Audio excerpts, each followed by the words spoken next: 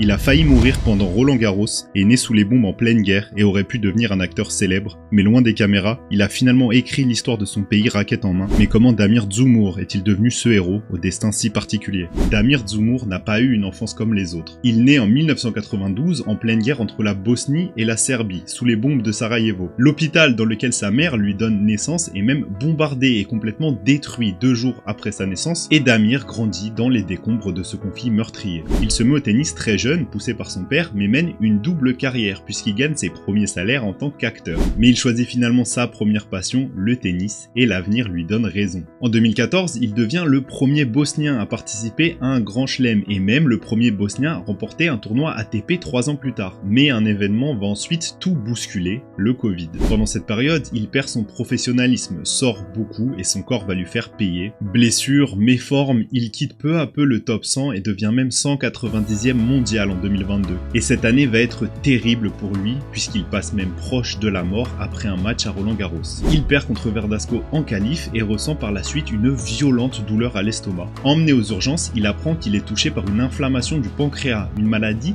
très rare, le médecin lui annonçant même qu'il est passé tout proche de la mort. Mais Damir est un battant et 4 mois plus tard seulement, il revient sur les cours et démarre la remontée de la pente. Aujourd'hui, 67e mondial à 33 ans, Damir semble avoir retrouvé une seconde jeunesse, la preuve avec cette belle victoire contre Petit Péricard à Roland-Garros avant même de prendre un set au futur gagnant Carlos Alcaraz. Une belle preuve de résilience pour celui qui aura vraiment tout connu dans sa carrière.